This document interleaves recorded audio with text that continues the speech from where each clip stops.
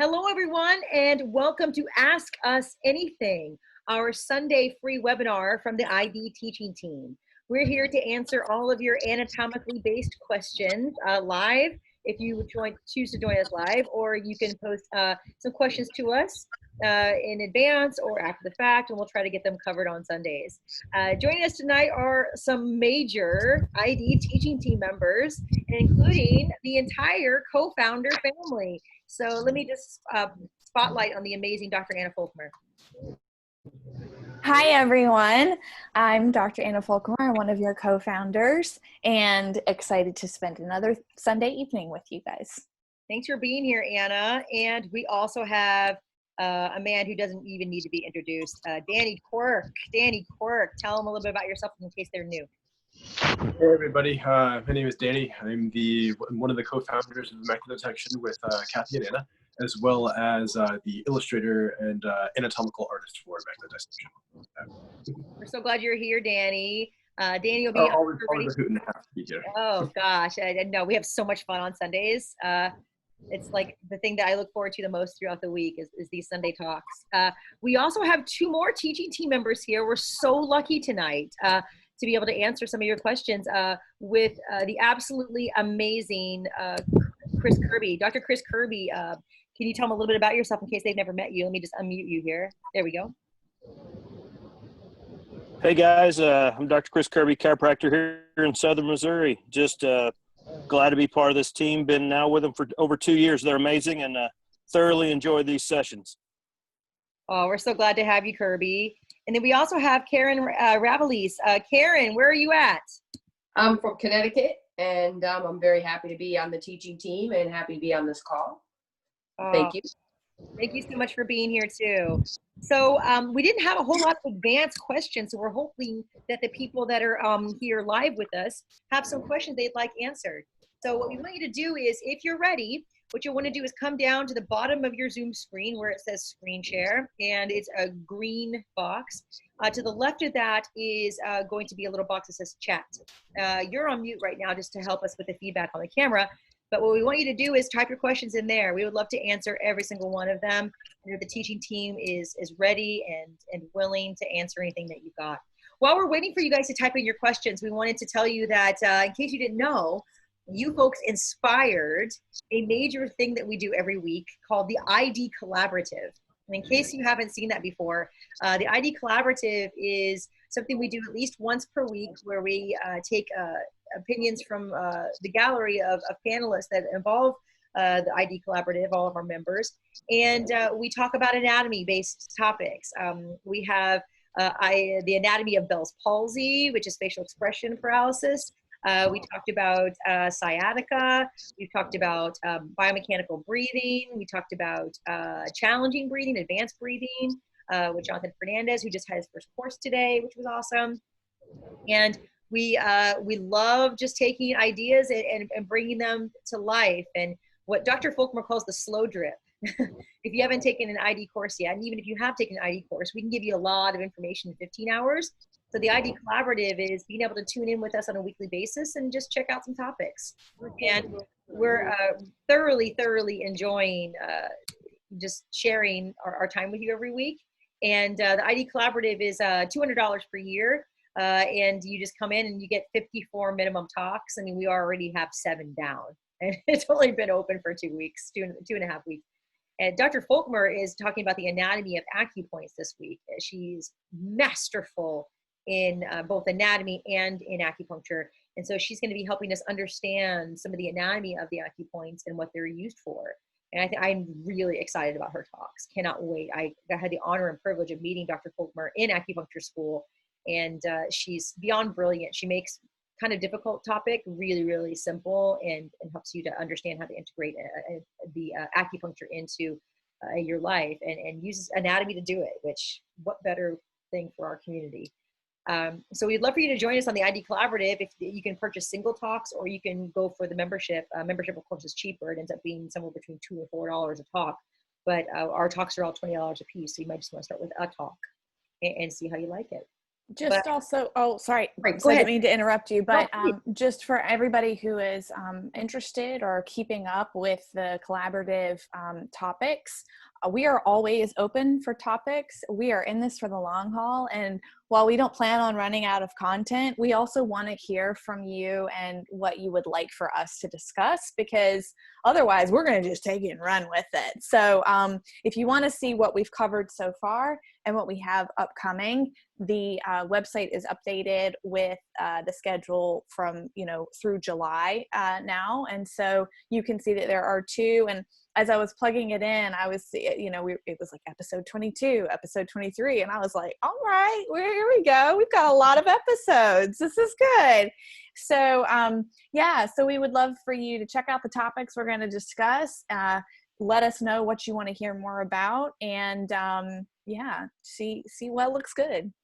Yeah, let me just do a quick screen share with everybody so that you guys can see how to get to the collaborative, because you guys inspired it. These Ask Us Anything talks were the major inspiration. So as you come to the website, you can actually click on this where, hey, you want to talk about the collaborative, come to the collaborative. Or if you accidentally X through that because you're conditioned to do so, right here at the top is ID Collaborative. You can click on that, and it's also on underneath the events.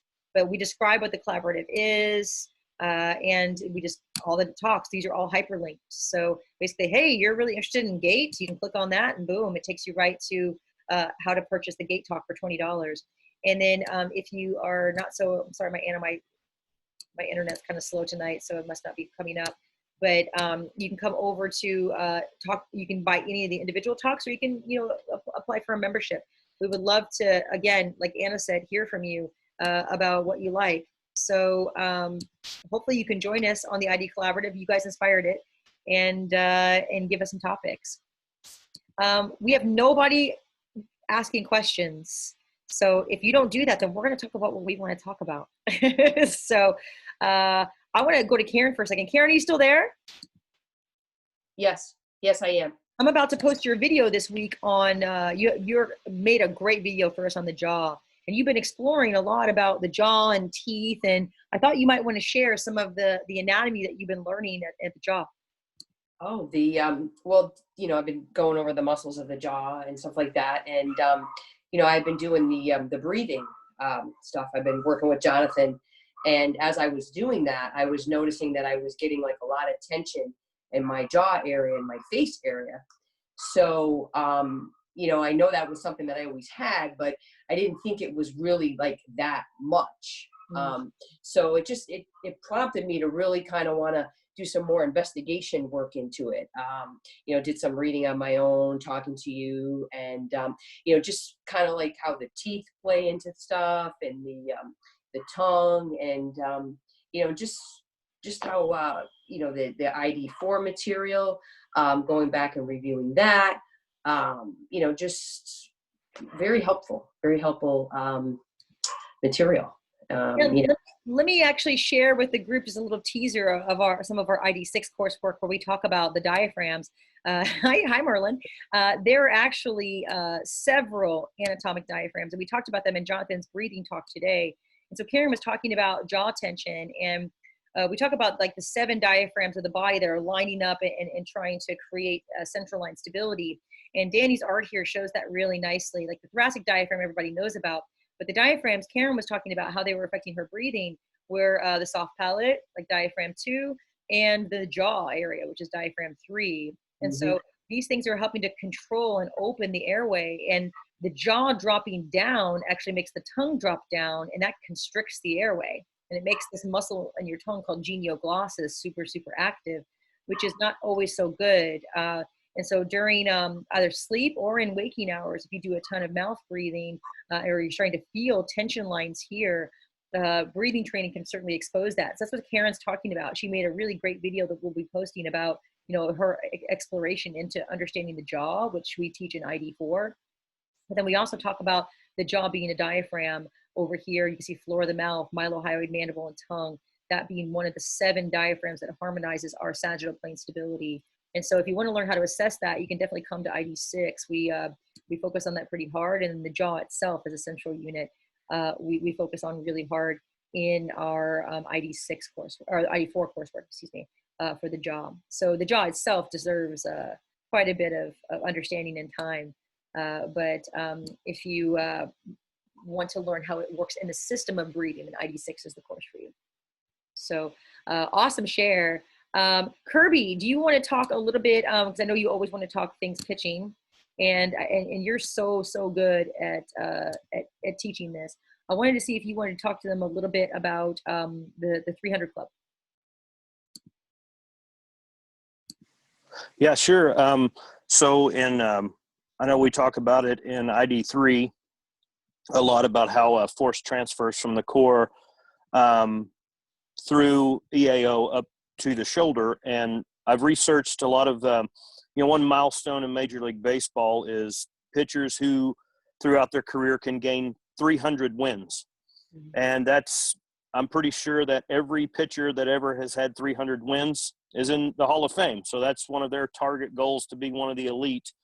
And so far, when we've looked at all 50 300-game winners, from my research and looking at them, I believe none of them have, in today's world, that's pretty uncommon, as we hear more and more the ulnar collateral ligament getting damaged during the windup. So with proper transfer from the core to basically creating a stabilization at the three SCAC and ST joints, we can actually get more mobility out of the glenohumeral joint, therefore decreasing pressure on the medial aspect of the elbow during their from cock phase to throwing phase of pitching.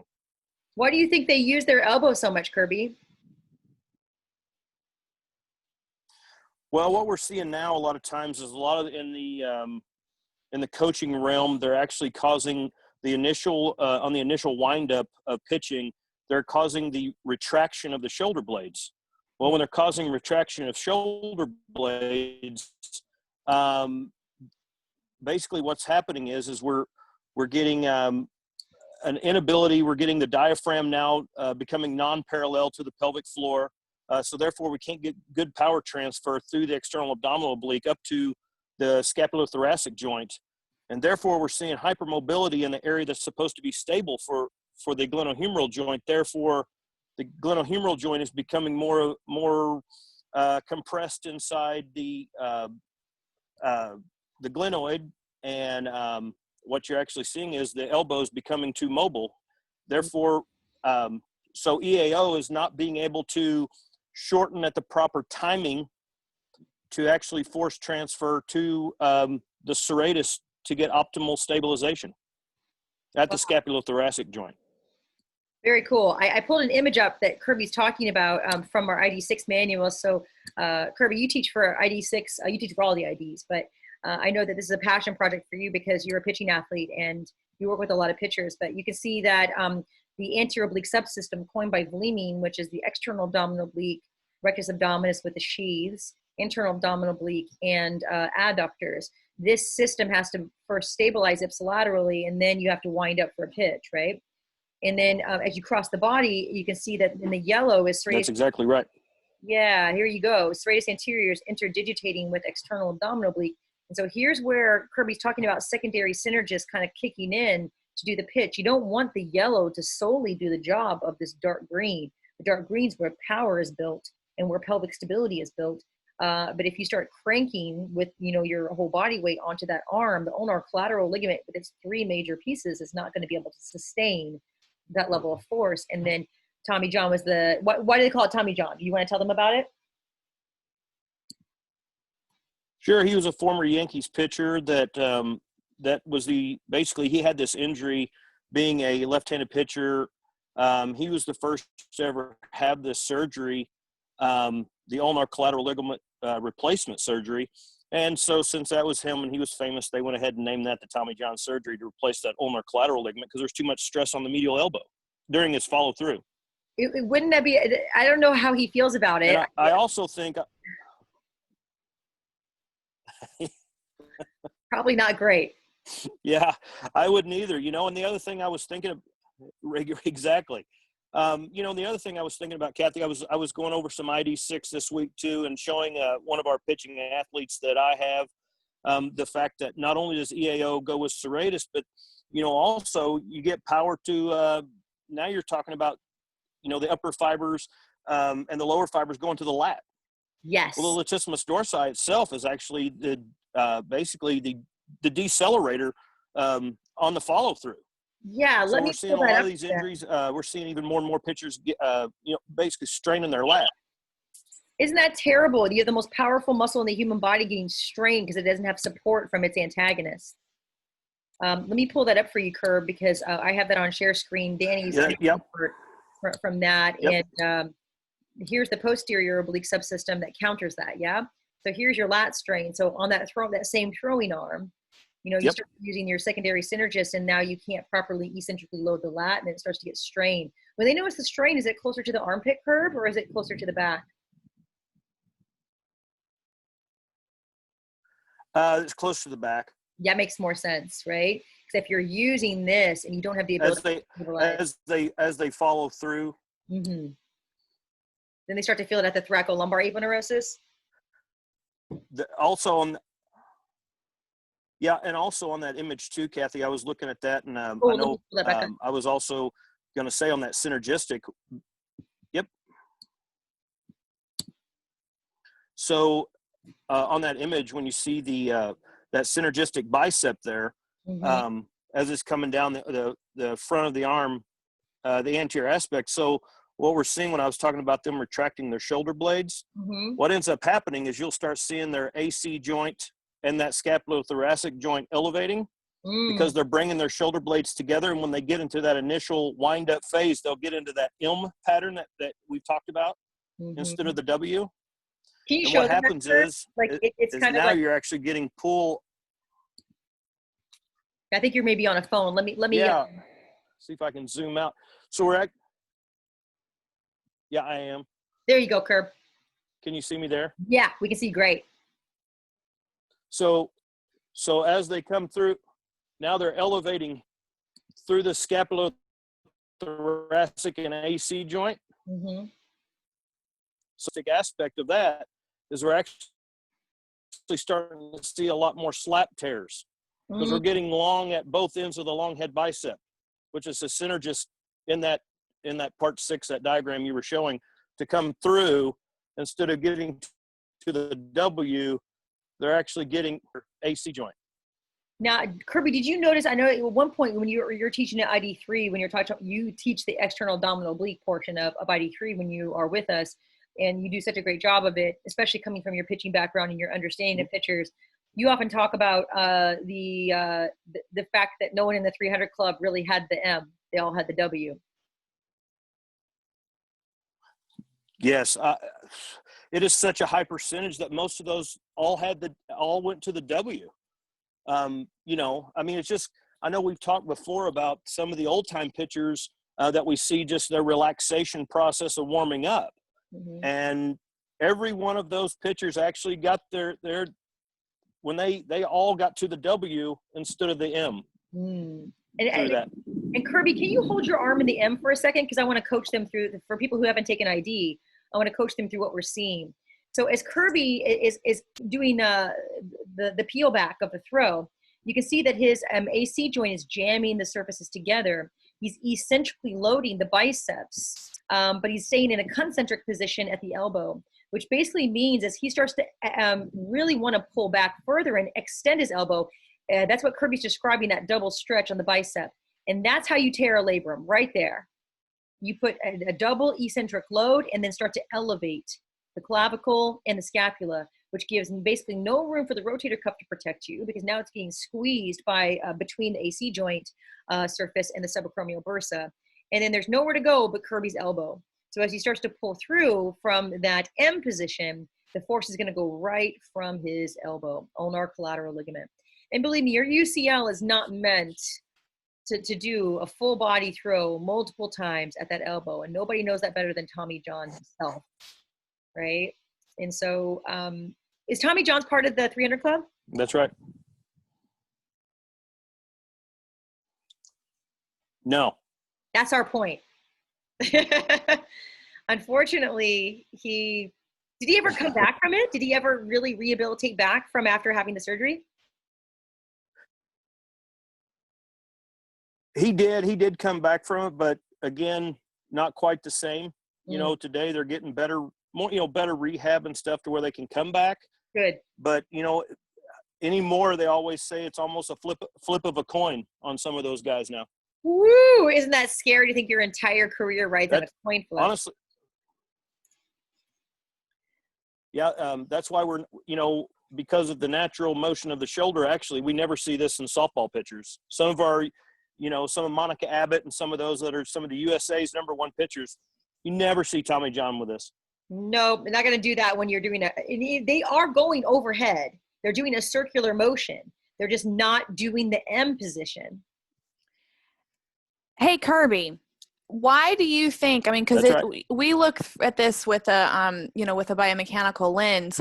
Why do you think that they started trying to coach the M position and getting people away from the W position, even though biomechanically it makes more sense to make the W, not the M? What is the reasoning that some coaches give for actually having them wind up in that M position? Great question. They're thinking they're trying to get more torque. They're trying to produce more torque to get more velocity. So they want a faster pitch. But, so they're willing to sacrifice. If it's not proper. Yeah, but with proper, that's the problem. Kathy, I know you and I have talked a lot of times. Yes, it might take them a little more time to regain. They might lose a little velocity at first to go back to the proper mechanics, but they can gain that over time with just returning proper mechanics. It's all about torque with them. And now what we're actually seeing is they're actually measuring revolutions on the baseball. So actually maximum revolutions actually is basically in a linear relationship with velocity. God, physics rears its ugly head.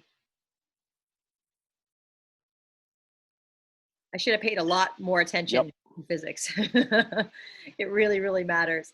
I hear you. You're taking torque, talking maximum velocity. I'm like, oh my gosh, undergrads rearing its ugly head. It really is biomechanics and understanding them and how to help clients with rehab. Kirby, you're a really sought after practitioner, particularly in your area. You would be in any area because your knowledge base is really strong and you're always studying. I never see you not studying, which is pretty amazing because you already are so knowledgeable. What advice can you give to people that are listening to this call about looking at their pitching athletes?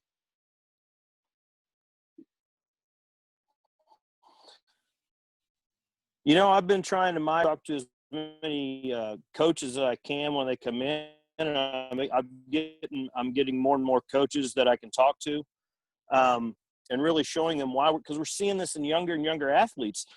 We always say in the baseball world, you only have so many bullets to throw as far as pitches, and we want to do those correctly. You might have to lose a little velocity, but you're going to gain longevity. And especially with our young and younger athletes, we actually had in our area, we had like 15, 16-year-old kid already that I've heard with Tommy John in our area, and that's way too young. That's terrible. That's so young to end your career. Really. With a chance that some of our kids around here have to maybe possibly get a scholarship for their education in college to be able to play, that's a big, big deal. College is getting so expensive. I'm sorry, Anna, go ahead. No, I was going to say the same thing. I had a patient. Absolutely. He came to see me when he was like 30, 31 or something. But as we were talking about his history of injuries and illnesses and things like that, he told me that he had 2 Tommy Johns, and they were before he had a scholarship to college. He lost his scholarship because they said we can't take a chance on somebody that's had multiple surgeries before they even start their career. And so, That's right. he was, like I said, he was 31 by the time I actually saw him, but we talked about the biomechanics of it a lot. And he was really just like, wow, I really wish that somebody had taken the time to sit down and explain some of this and look at this with me a little bit, because, and what I was blown away with was, he had like you know, his 93 mile an hour pitch or something like really crazy. And I was just like, oh my God, can you imagine if somebody had really sort of set him up for success and longevity, like what he could be doing right now. And, you know, the fact that he was in excruciating amounts of pain and kind of constantly in this state of post-op and was still throwing 93 mile an hour pitches. And I'm like, holy crap, that guy would have been unstoppable. So, but yeah, just when he told me his story about, losing his scholarship was so heartbreaking. For sure. It is. For sure. So yeah, it really is, you know. Kirby, we can actually be the change that we want to see, right? Just through, you know, talking to your local coaches and saying like, look, you know, I understand I may have to peel back a little bit of the velocity, but, you know, we understand about torque and how important it is to get some speed on the ball. But if it comes at the expense of your shoulder, your labrum, your, you know, ulnar collateral ligament, then it may be worth a small, tiny sacrifice. I have to say, sometimes, you know, threatening someone's speed, velocity, you know, coach doesn't always like to hear that. Do you have any ways to give a soft blow when you're coaching that to a coach? Well, you know, I always talk to them about the other aspects of pitching too in the sport. I mean, you know what? Sometimes we've seen some professionals, lately that, you know, they can throw harder, but what I've actually talked to them about is we've seen more and more success at taking a couple mile an hour off to actually work on movement and placement. You know, pitching is not all about velocity. Pitching is obviously putting the ball where you want it to at any given time. Yeah, it can be really, really fast, but if it's way away from the strike zone, it's still going to be, you know, that's right, a ball. You might exactly. Yeah, that's right. Really good that's point. right. That's a really good point. That's right. Do you think that I'm always so shocked that major league players, you think that if someone's getting paid millions of dollars a year, that their team is protecting them? And where do you think the disconnect is between protecting a player and getting the most out of the player? Oh man, I tell you, that's a tough one, especially when we get to that stage. You know, I've actually seen some different videos, you know, and they get paid a lot of money, but the problem is once we start to get released, and all of a sudden, you know, they really start scrambling to even find a job, and that's sad, because I think if we could work through them, their longevity of their careers could be longer, and I hate that for them when different things could be worked with earlier on. You know, I've actually seen videos of that where, you know, a guy loses a couple mile an hour because he's always in pain. And then, you know, unfortunately, reading some of the stories that I've read over the last couple of weeks on just on some ESPN stuff about some of the athletes who gets addicted to, you know, different kind of opioids and different things. I know that read the unfortunate tragedy of Roy Halladay. And that's awful. I mean, an unbelievable pitcher. It's amazing to hear his story about how much pain he was actually pitching through. But, you know, and then that addiction, and then, you know, being a father and a husband, you know. What's that, Kathy? I'm sorry. Yeah, he's just trying to do what he's loves and take care of his family. And so he's going to, you know, start taking opioids so that he can do those things. Yeah, and it's just you know, awful tragedy for passing away at such a young age. You know, really and truly. I mean, he was he like 39, 40, 41, and, you know, his addiction, you know, got the best of him, unfortunately, and I hated to hear that for him and his family.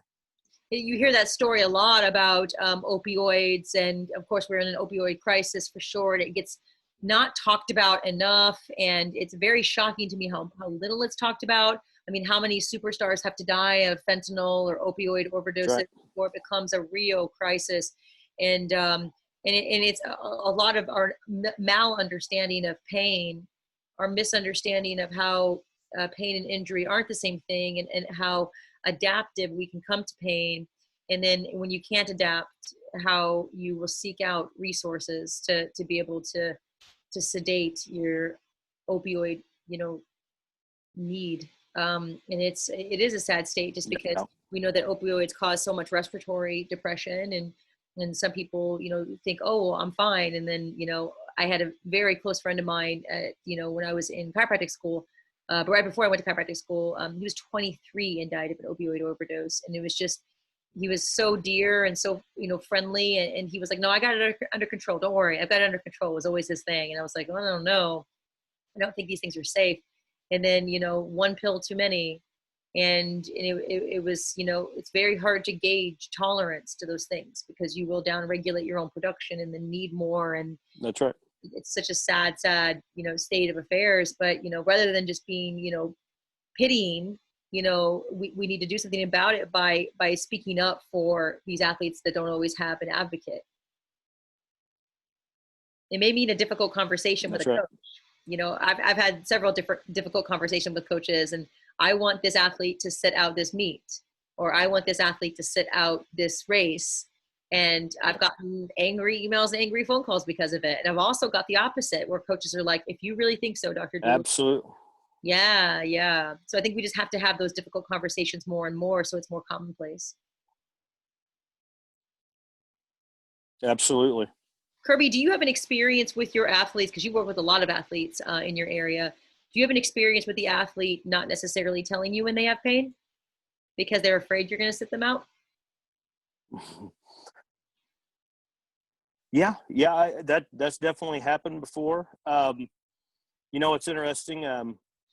Thankfully, I see a lot of younger athletes. So sometimes while I'm working with them, or later on, if I actually have one of my trainer in my office, sometimes I kind of stay back and actually talk to a parent, and just kind of giving them some things to look for, and while they're out there doing their sport. And I just talk to their mom and dad a lot, and I try to tell them I understand, I was there. And sometimes pushing through is not always the best.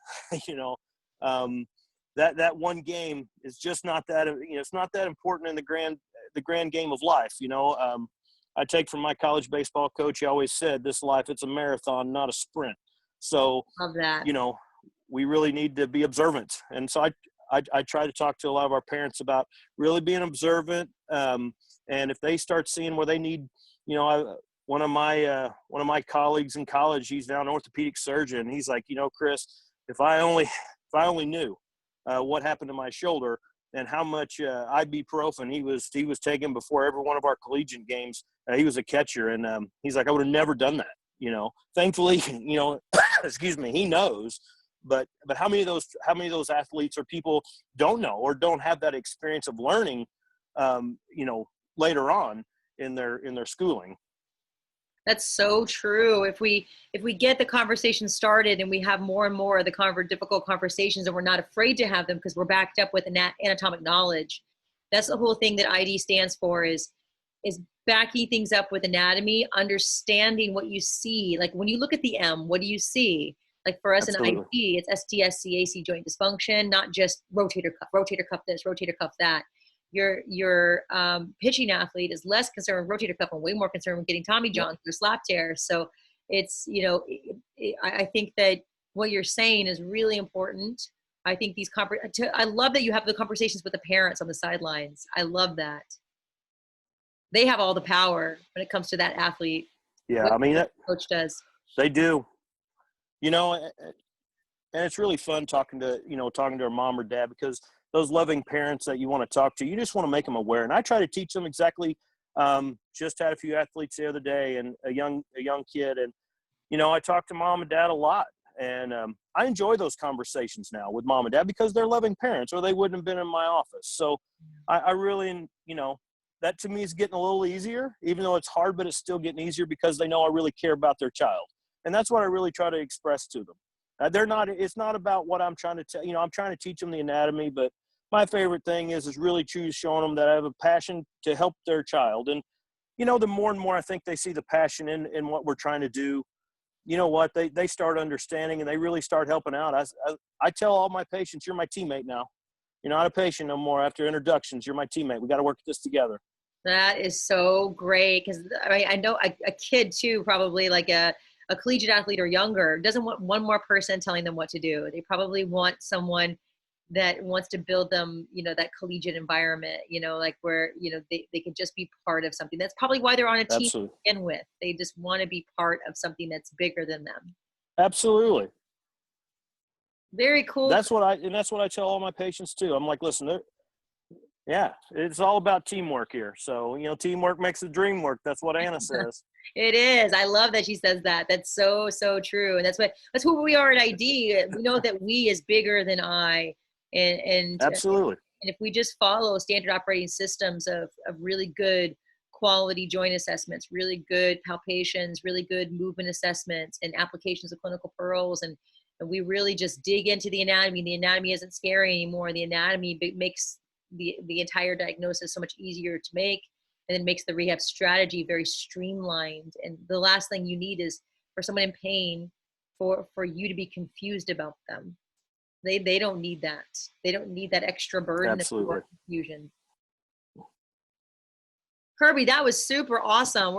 We feel so lucky to have you on our teaching team. We feel so grateful, especially with your extremely massive background in baseball. And it really just, I don't know much about baseball, but I'd like to study biomechanics, and having conversations with you about the throwing athlete has been such a pleasure. Maybe we can talk you to being on the ID Collaborative, and maybe in August, since July, Anna says, is full. Love to. We'd love to, have you, like, we'll pull up some pictures. Absolutely. I love being a part of this team too. I like being a part of a team. I always have. So this is, I'm up for it anytime. You know that. Yeah, we'll convince Danny. I don't think he'll take much convincing, because Danny, of course, is also this amazing team player. Maybe he can do some really great drawings of Tommy Johns and slap tears for us. Danny's giving us the thumbs up. Yes, I would love to hear Kris, you talk about, the anatomy of what happens in Tommy Johns and the anatomy of slap, and then, see Danny's drawings, and Anna and I will chime in, with our little anatomy bombs as we see fit to be a part of this team. We'll get you on the calendar, Kirby. That would be amazing. Sounds awesome, Kath. We'll try to get it before Mihaela goes back to school. That sounds great. Awesome. But before the baseball season's over, so just in case somebody has a client that's a baseball player. There you go. There you go. Thank you so much, Kirb. We don't seem to have a ton of questions from the gallery, so I think this is where we end this call. We want to tell you, thank you so much from the bottom of our hearts, Kirb, Karin, Danny, Anna, for coming in tonight. Anybody who's listening, we so appreciate these Sunday talks. We just love them so much. We're so thankful to have you on these calls. Anna, can you think of anything else that we want to share tonight? I don't think so. That was great, Kirby. And definitely, yes, we have got to do, one of the things that we wanted to do with the collaborative experience was throw a bunch of sports specific things in there. So, we definitely, we've had our eye on you for a collaborative episode. So that'll be really, really fun to talk about those mechanics, and because it can appeal to so many different people too. I mean, even just people who have, maybe never thought about the mechanics of it, and maybe they're watching it just for the pure, the fact that they enjoy the sport. But yeah, it's in having been an athlete and worked with a lot of athletes, this idea of constructive rest and what to do in your constructive rest is one that was never really mentioned very well, and it was something that people were afraid of. Mm-hmm. So if that's something that we can redefine for people, and how to make rest and recovery a constructive and productive place for all athletes, for anybody that's dealing with an injury, we explore this all the time within the ID curriculum. And Kathy always shares the story about taking herself off the squat, and so we throw that in the curriculum a lot, of how to have these sort of places of permission. Do not pass go unless you've met these criteria. So I think it's, for our athletes that are so defined by their sport and just want to move and just want to do it, it's heartbreaking to take somebody away from that. But if we can give them something to work on while they're in that recovery mode, then it's, you know, it doesn't feel like a loss.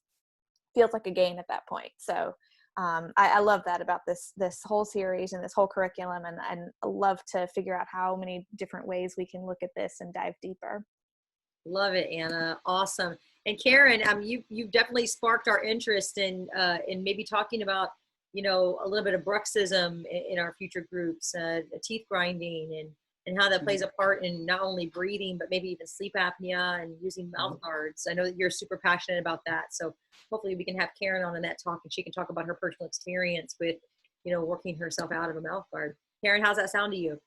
No, that sounds great. And, you know, even too, Kathy, you think about all the young people that are out there, you know, going to the dentist, a lot of orthodontic work needs to be done now and stuff like that. And, you know, and then, you know, they had even said, I was reading some things about the research, like even saying like a lot of the things with kids, you know, like they might have the behavioral issues, you know, they're tired at night because they're not sleeping, because maybe they're not breathing. And then that could cause, you know, problems with the jaw, the jaw going forward or backward, and, you know, grinding into the teeth and pushing the teeth back. And it's just very interesting to me, because when I was reading some of this stuff, I thought, wow, that was me when I was a kid, you know, like just some of the things, you know, the dark circles under the eyes, you know, being tired, like just some of the things that they talk about. It's and then having the orthodontist work myself as a child, with having to have braces on a couple of times,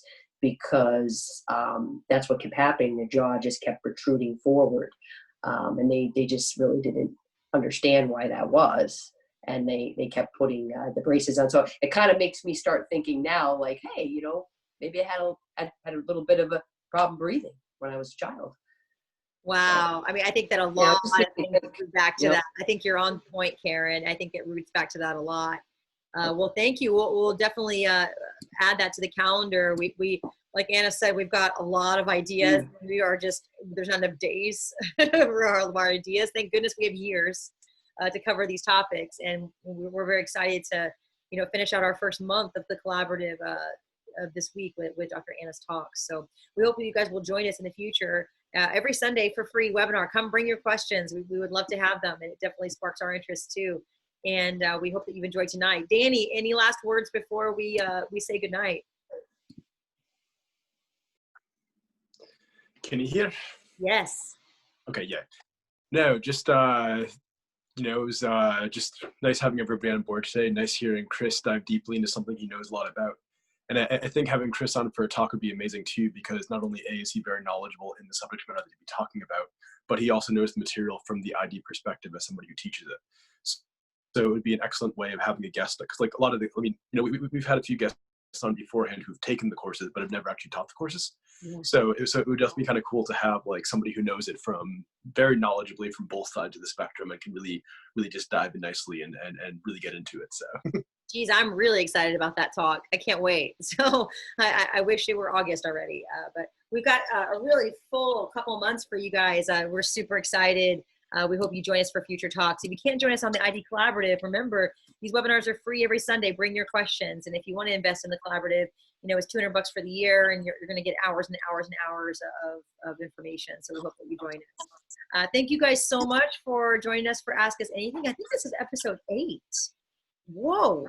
It's amazing. I can't believe it's been 8 weeks that we've been doing this. It's incredible. Thank you guys so much for joining us. We really appreciate your time and attention. And we hope we see you next Sunday. Bye.